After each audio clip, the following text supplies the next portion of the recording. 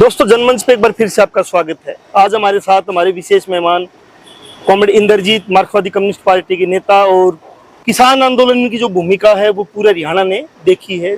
All India किसान सभा के भी नेता हैं और पहले भी उस दौर में रहे हैं।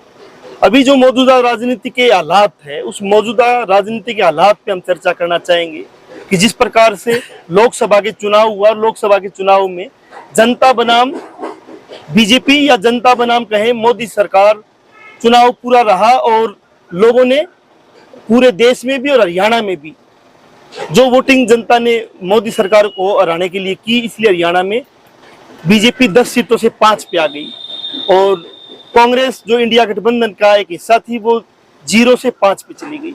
अभी हरियाणा का विधानसभा चुनाव बहुत जल्दी होना है, उस बारे में बार चर्चा करेंगे कि क्या इंडिया गठबंधन बना रहेगा, क्या मार्क्सवादी कम्युनिस्ट पार्टी या दूसरी कम्युनिस्ट पार्टियां और कांग्रेस उसका हिस्सा रहेंगे या अलग अलग चुनाव लड़ेंगे और मौजूदा राजनीतिक हालात क्या है, सभी मुद्दों पे चर्चा करेंगे। तो नमस्कार कामरेड। तो सबसे पहले तो आपका स्वागत, आप हमारे साथ जुड़े हैं। धन्यवाद। कैसे देखते हैं, लोकसभा चुनाव हुआ है, उसके बाद केंद्र में जो घटनाएं घट रही हैं, मुद्दों पे बात करने की बजाय बीजेपी एक बार फिर कभी हिंदू पे मुस्लिम पे लेके जाए। सबसे पहली बात तो ये है कि भारतीय जनता पार्टी को और मोदी जी को इस 18वीं लोकसभा के चुनाव में देश की जनता ने झटका दिया है। उनको जो साधारण बहुमत से वंचित कर दिया, 400 पार से शुरू होके और जो 240 पे अटका दिया, ये अपने आप में एक बहुत गहरा संदेश है। और उनकी जो सांप्रदायिकता की राजनीति थी, जिस तरीके से मजहब और सियासत को आपस में मिला के वो मतलब ध्रुवीकरण करना चाह रहे होते हैं धार्मिक आधार पर, उसको भी एक झटका लगा है, इसमें कोई शक नहीं। वो फैजाबाद में जहाँ अयोध्या पड़ती है वहाँ भी हराया गया है उनको। उनके अपने वोटों की भी संख्या बहुत ज्यादा घट गई मोदी जी के वोटों की। लेकिन ये जो संदेश जनता ने दिया, जो संविधान के ऊपर हमले से भी चिंतित थे, लोकतंत्र के ऊपर हमलों से चिंतित थे, तानाशाही लादी जा रही थी इस बात से भी, और जो उनकी आजीविका रोजी रोटी के जो सवाल, बेरोजगारी के, अग्निवीर के, अपराधीकरण जिस तरीके उनके खिलाफ था। लेकिन मोदी जी एक ऐसा प्रभाव छोड़ने की कोशिश कर रहे हैं जैसे उनको जीत ही मिली है और कोई नई बात नहीं है, और वो तीसरी बार फिर से बन गए प्रधानमंत्री। और वो जिस तरीके से देश को चलाना चाहते हैं वो भी एक संकेत अब मिल गया। जिस तरह से मंत्रिमंडल का गठन हुआ, वही सारे के सारे मंत्री पद यूं वही उनको विभाग बांटे, उन्होंने भी भाग बांट दिए। इसके अतिरिक्त जो ये अपराध की जो धाराएं, मतलब जिनको भारतीय दंड संहिता की बजाय वो भारतीय न्याय संहिता का नाम देके कह रहे हैं कि उसका जो औपनिवेशिक रूप था कॉलोनियल, उसको हम अब ठीक कर रहे हैं। लेकिन उससे भी तानाशाही पूर्ण, उससे और भी दमन का रास्ता अपनाने ज्यादा तीखे रूप के वो कानून बन गए। फिर जो जिस तरीके, मान लो अरुंधति राय को 16 साल पहले का कोई मुकदमा है, उसके ऊपर यूएपीए के अंदर कर दिया। मेधा पाटकर की जैसे सजा सुना दी गई। अभी हाल में एक कोई एलजी का शिकायत किया हुआ केस था। ये चीजें दर्शाती है कि उन्होंने ना तो अपनी नीतियां छोड़ी है और ना ही अपनी कार्यशैली के जो निरंकुश तौर तरीके हैं उसको भी नहीं छोड़ा है। और ये हमले भी उसी तरीके से अल्पसंख्यकों को गाय के नाम से 3 जो है सहारनपुर के वो निर्दोष, मतलब अल्पसंख्यक मुस्लिम समुदाय, उनको गौ रक्षा के नाम पर जो है वहाँ छत्तीसगढ़ के अंदर हत्या कर दी गई निर्मम। ये तो बिल्कुल हाल की घटना है। ये जो परिस्थितियां हैं, इससे ये हमारा ये निष्कर्ष निकलता है कि आने वाले समय में ये चुनौतियां खड़ी रहेंगी। इसलिए जनता को ढीले नहीं पड़ना और उन तमाम सवालों के ऊपर अपने जन आंदोलनों को जारी रखना। लेकिन कॉमरेड, आप कह रहे हैं कि जनता को ढीला नहीं पड़ना चाहिए। जनता कहीं ना कहीं फिर भी मजबूती से खड़ी है, आंदोलन कर रही है। लेकिन मुख्य विपक्षी पार्टी कांग्रेस क्यों नहीं दिख रही है हरियाणा में जन मुद्दों पे लड़ते हुए, जन मुद्दों पे एक आंदोलन खड़ा करते हुए, और एकता भी टूटती दिख रही है। आम आदमी पार्टी का कांग्रेस का बुला अलग लड़ेंगे। कांग्रेस पार्टी को सच्चाई की बात यह है कि ये बात समझनी चाहिए कि वो कोई जीत जरूर है, लेकिन भारतीय जनता पार्टी को काफी बड़ा वोटों का हिस्सा मिला है अभी भी, और 44-90 में से अभी भी उनको सीटें में बढ़त मिली है। तो कम करके आंकने की जरूरत नहीं। फिर जिस प्रकार की वो तिकड़ में इस्तेमाल करते हैं, जातिवादी ध्रुवीकरण का जिस तरीके से वो अब सहारा लेना चाह रहे हैं, और बाकी सारा आडंबर, कोई ये योजना वो योजना, आज तक उनको याद नहीं आई। लेकिन अभी क्या अभी करें? बड़े पैमाने पे वो कह रहे हैं कि हमने योजनाएं तो बैकवर्ड क्लास का जिस प्रकार से आरक्षण बढ़ाया है। नहीं नहीं, मैं वैसे कह रहा हूँ कि ये सारा झांसा देने वाली बातें हैं ये। लेकिन कांग्रेस पार्टी क्योंकि विपक्षी पार्टी है, और हम ये कोई वामपंथी दल सीपीआईएम की तरफ से अकेले नहीं कह रहे, हम ये कह रहे हैं हमारे प्रदेश की जो जनता ने एक जागरूकता का परिचय दिया है, उन्होंने जातिवाद के ऊपर भी कुछ हद तक अंकुश लगाया है। उनकी ये इच्छा है कि 10 साल से जो सत्ता के अंदर है हरियाणा में भारतीय जनता पार्टी, उसको सत्ता से हटाना जरूरी है। ये लोगों की इच्छा है, और इसलिए एक जिम्मेदारी कांग्रेस पार्टी के ऊपर आयद होती है कि वो पूरा का पूरा ये जो धर्म निरपेक्ष ताकतें हैं, इनको इकट्ठा करने के लिए उनको पहलकदमी करनी चाहिए। और हम ये समझते हैं कि हम अपनी तरफ से इसके बारे में सकारात्मक हैं, और हमारे जो कैडर हैं जगह जगह सीपीआईएम उसके संगठनों ने, किसान मजदूरों ने गांव-गांव में प्रदेश के अंदर बहुत ही सक्रियता से काम किया है, और ये जो परिणाम निकला है इसको लाने में बहुत बड़ी उनकी भूमिका है। तो ये जरूरी है कि उन ताकतों में बिखराव ना आए और विभाजन ना हो। मतलब चाहे वो मेरा एक और सवाल है कि एक अभी एक मोर्चा बना है जिसको तीसरा मोर्चा हरियाणा में बोला गया है। अभी घोषणा औपचारिक नहीं हुई है, लेकिन अखबार में उसमें आ चुकी है। इंडियन नेशनल लोकदल और बीएसपी का एक मोर्चा बनने की कहीं ना कहीं, और उसको तीसरा मोर्चा बोला गया।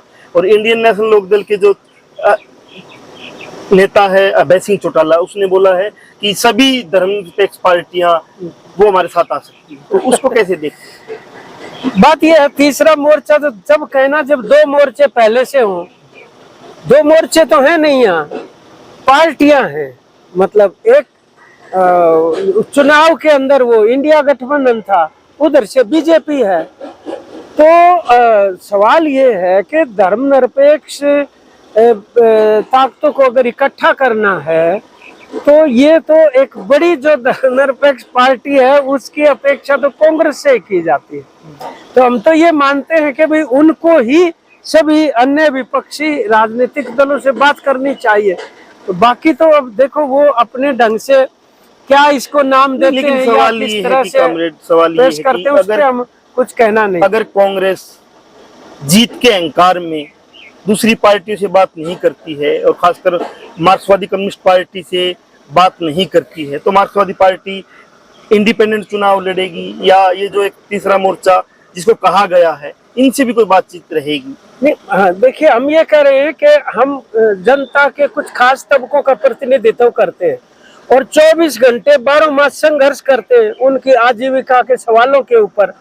और हम वर्गीय एकता बनाने की कोशिश करते हैं, किसान मजदूर कर्मचारी तमाम तबकों की, और हम सामाजिक न्याय के लिए भी लड़ते हैं। तो हमारी अपनी अपेक्षा ये है कि भाई सीटों के तालमेल में हमें जितनी क्षमता अनुसार हमें जगह मिलनी चाहिए, ऐसा हम कांग्रेस पार्टी को कह भी चुके हैं। उसके बाद यदि ये ऐसा नहीं होता है तो ये दुर्भाग्यपूर्ण होगा, और उसकी स्थिति में फिर हम किस तरीके से चुनाव लड़ेंगे उस कार्यनीति के ऊपर हमें फिर से विचार करना पड़ेगा, वामपंथी दलों को भी सीपीआईएम को भी। और अभी एक और सवाल है, हरियाणा में फिर एक बार चाहे आपके राजगढ़ में एक घटना हुई कि निम्बुले के 2 लोग आ रहे थे, उनको गौरक्षक समझ के मरा हुआ छोड़ के वो लोग गए हैं। ऐसे ही मेवात में पिछली बार जो हुआ था, अब दोबारा फिर एक बार वो जलाभिषेक की बात कर रहे हैं। तो इस पे आपका क्या मानना? मार्क्सवादी कम्युनिस्ट पार्टी क्या स्टैंड ले पाएगी? नहीं, आज हमारे जो कॉमरेड अब्दुल है एक स्वतंत्रता सेनानी होते थे, वामपंथी किसान नेता भी थे मेवात के जाने माने।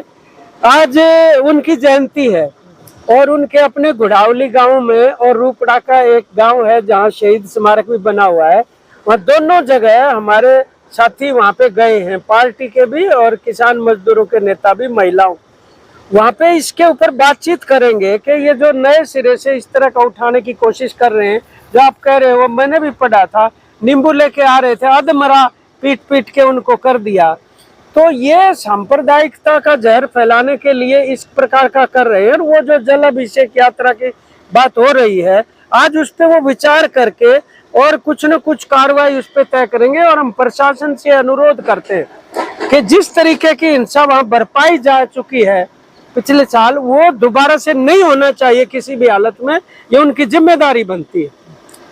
तो ये हमारा ये मानना है कि पिछली बार भी हरियाणा की जनता ने विफल किया था, जो नू में हिंसा का उन्होंने करके फैलाने की कोशिश की। अभी भी ये जो इस प्रकार की जो शरारतें होंगी, उनको निश्चित तौर पर लोग फिर से विफल करेंगे और अपनी एकता को नहीं टूटने आखिरी देंगे। सवाल है कि अभी चुनाव होना है, चुनाव का काउंटडाउन शुरू हो चुका है। हाँ। तो मार्क्सवादी कम्युनिस्ट पार्टी अकेले लड़ती है तो भी, और या एक गठबंधन बनता तो भी, मुख्य मुद्दे क्या रहेंगे आपकी तरफ से, किन मुद्दों पे चुनाव लड़ा जाए? एक तो हमारा जो संबोधन होगा, नैरेटिव, सबसे पहला ये है कि भारतीय जनता पार्टी को सरकार की सत्ता से बाहर करो, नंबर 1। नंबर 2, उसकी जगह के ऊपर एक धर्मनिरपेक्ष सरकार वैकल्पिक बननी चाहिए। और नंबर 3 ये कि सीपीआईएम और वामपंथ की जो प्रवेश है विधानसभा के अंदर वो सुनिश्चित करें। ये 3 बातें हैं। तो जहां तक एक वैकल्पिक मसले का सवाल है, देखिए हमारे यहाँ बेरोजगारी बहुत भयंकर स्थिति है। 2 लाख से ज्यादा नौकरियां रिक्त पड़ी हैं यहाँ। और यहाँ कहीं कौशल विकास नाम से, कहीं कच्चे, कहीं पक्के, लाखों ऐसे नौजवान जो मामूली से वेतन के ऊपर मतलब काम करने को मजबूर किए जा रहे हैं। और अग्निवीर का आप देख ही रहे हो जिस तरीके की स्थिति, रोजगार देना उनको बहुत जरूरी है। नंबर 2, हम ये कहना चाहते हैं कि कृषि के संकट की जो समस्याएं हैं वो हल होनी चाहिए। नंबर 3, हम कह रहे हैं कि जो अपराध की स्थिति है प्रदेश में, गुंडागर्दी का जो आलम है, उसके ऊपर अंकुश लगाना जरूरी है। और ये भरोसा देना जरूरी है जनता को कि इस तरीके से शासन और प्रशासन अपना काम करे कि ये गुंडागर्दी बंद होनी चाहिए। आप देखो ना जगह जगह हर रोज ये जिस तरीके की दिन में 3-4 खबरें होती है जो धमकियां दे के मतलब पैसे ऐंठने की जो चीजें हो रही हैं, गोलियां चल रही हैं, मार दिए जाते हैं छोटी छोटी बातों के ऊपर। ये है एक अपराध की स्थिति जिसमें बीजेपी पूरी तरह से विफल है। और वो विफल इसलिए है कि उनका कोई ये सरोकार नहीं है। सच्चाई की बात ये, कोई विजन नहीं है प्रदेश को किस तरफ लेके जाना है। तो ये एक दूसरा वो भी मसला हमारे सामने यहाँ पर है। और इसके अतिरिक्त जितने भी जन सरोकार, आप देखे ना, पानी, पीने का पानी नहीं, बिजली की जो स्थिति है, अभी स्मार्ट मीटर लगाने की बातें जो हो रही हैं, वो जो एक सवाल है। और जो मजदूरों की भी मसले है ना, शिक्षा के सवाल है। मजदूरों को तो आप देखो, वो जो श्रम कल्याण कोष होता था बिल्कुल बर्बाद करके छोड़ दिया, वरना तो बहुत अच्छा उसके तहत रजिस्ट्रेशन करवा के ट्रेड यूनियनों के माध्यम से लड़की की शादी पे भी मिलता था, बच्चों की पढ़ाई के ऊपर भी स्कॉलरशिप, एक्सीडेंट और डेथ केस के अंदर भी उसके अंदर। और वो पैसा हमारा है, वो सहज इकट्ठा होता है, बेसिकली सरकार का कोष नहीं है, उसको भी मतलब तबाह करके उन्होंने रख दिया। और अब जो ये कह रहे हैं कि भाई वो क्या कहते हैं उसको, समस्या समाधान बोल रहे, शिविर लगा रहे, वो जो समाधान बढ़ाने का शिविर बन के रह गया, वो बन के तो क्या रह गया। हम ये कह रहे हैं रेगुलर हम यहाँ रिपोर्ट कर कि ये जो परिवार पहचान पत्र था, जितने बार भी इन्होंने उसमें संशोधन की कोशिश करी, वो परिवार परेशान पत्र बन के रह गया। और अब वही प्रशासन है और वही लोग हैं, अब वो जो समाधान शिविर लगा रहे हैं, तो क्या वो मान रहे हैं कि उनकी विफलता थी इन तमाम मसलों के ऊपर? नहीं मान रहे हैं वो अभी भी इस बात को। और पंचायती राज और तमाम ये जो संस्थाएं, शिक्षण संस्थाओं पे जिस प्रकार के कुलपति लगा रखे हैं, आप देखिए वो बिल्कुल ही मतलब घटिया दर्जे के लोग हैं। आरएसएस से ताल्लुक। हरियाणा एग्रीकल्चर यूनिवर्सिटी की छात्र रहे हैं, हरियाणा एग्रीकल्चर यूनिवर्सिटी का एक प्रोफेसर, अंदर उसकी बात नहीं सुनी गई, ओटा यूनियन का वो सदस्य है, बाहर आगे 3 दिन वो प्रदर्शन करता सड़क पे कि मेरी अंदर तो सुनी नहीं जा रही है। और अभी जो नॉन टीचिंग कर्मचारियों का भी आंदोलन यहाँ पे हुआ, हम भी यहाँ विद्यार्थी रहे 15-20 साल तक, ऐसी बात नहीं है। यूनियनें भी चलाते थे, सुनवाई भी होती थी, हम एकेडमिक काउंसिल में बैठते थे, एग्जीक्यूटिव काउंसिल में बैठते थे। यूनिवर्सिटी की शिक्षा की जब अब लेकिन दूसरी मैं आपको एक और बात की तरफ ध्यान दिलाना में भी इतनी तानाशाही नहीं होगी जितनी ना चाह रहा हूँ। शिक्षण स्थान आप देखिए एग्रीकल्चर यूनिवर्सिटी है, ठीक है, आपको पता है कि मुश्किल से कपास का जो रकबा बिजाई का हुआ है इस बार, वो मुश्किल से 25% रह गया। क्यों गया? गुलाबी सुंडी, जिसके बारे में ये कहते थे बीटी कॉटन पे नहीं लग सकता कीड़ा जो है, और उसने बर्बाद कर दिया बार बार फसलों को। और आज लोग उसको छोड़ने के बाद दोबारा से धान की रोपाई पे आ गए, जिसके रकबे को कम करने की जरूरत है पानी की वजह से। मैं ये कह रहा हूँ कृषि विश्वविद्यालय की क्या जिम्मेदारी नहीं है कि वो अच्छा बीज उपलब्ध करवाए? ये प्राइवेट कंपनी और कॉरपोरेट सेक्टर का बीज बिकवा रहे हैं, ये हमारी यूनिवर्सिटी की जिम्मेदारी है, सरकार के कृषि विभाग की जिम्मेदारी है। हजारों एकड़ जमीन है, उससे बढ़िया किस्म के बीज देके एक आत्मनिर्भरता बनाई जाए। यहाँ आरोप लगते रहे कि जैसे ही कोई कपास का बीज का कोई शोध करता है वैज्ञानिक, और कुलपति उसकी आखिरी टाइम पे कहीं तबादला कर देता कि आप धान के उसमें इलाके में चले जाओ। यहाँ के हालात नहीं, मैं वही बात कह रहा हूँ कि आज तक भी एक से एक नई दवाई छिड़कने के लिए वो रिकमेंडेशन कर देंगे कि भाई ये जो वीड की दवाई छिड़कोगे तो ये पौधे को प्रभावित नहीं, ये खरीद लो, अब वो खरीद लो। ऐसी चीजों के ऊपर उनका जोर है। वास्तव में ये यूनिवर्सिटी को, शिक्षण संस्थाओं को बर्बाद करने कर तुले हुए। और जो भी वैकल्पिक सरकार होगी, आज उनको भी अपना एजेंडा, हम भी अपने जितने भी मतलब मुद्दे हैं अलग अलग क्षेत्रों के लोगों के बीच में लेके जा रहे हैं। हम इस प्रकार की पंचायतें करेंगे, किसान मजदूरों की, मध्यम वर्गों के बीच भी जाएंगे, और एक वैकल्पिक हरियाणा की जो एक परिकल्पना, आप उसको विजन कह सकते हो, वो जनता के सामने रखेंगे। और जैसे अब भी हमने 10 की 10 लोकसभा सीटों के ऊपर काम किया है, उसी तरीके से अपनी क्षमता के अनुसार जोर शोर से हम विधानसभा का चुनाव लड़ने के लिए भी जनता के बीच जाएंगे। तो कॉमरेड इंद्रजीत हमारे साथ थे। विधानसभा का चुनाव आखिरी टाइम में चल रहा है, 2 महीने 3 महीने बाद चुनाव हो जाएगा। उस दौर में जनता किन मुद्दों पे वोट देगी?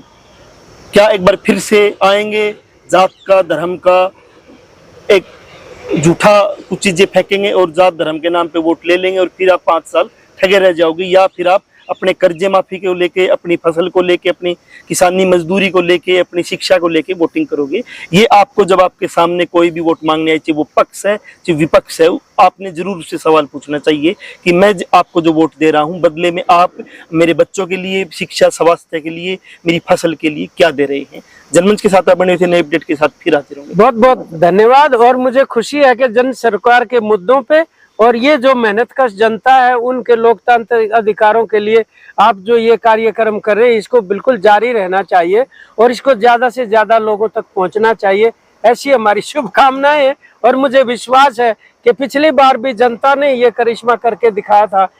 राजनीतिक पार्टियों की है भूमिका, लेकिन जनता ने बड़ी भूमिका निभाई है, वो सर्वोपरि है। आगे भी उसी तरीके का वो आचरण करके और एक बढ़िया सकारात्मक, प्रगतिशील और जनतांत्रिक ताकतों को सफल बनाने में कामयाब होंगे, ऐसी हमें उनसे उम्मीद है।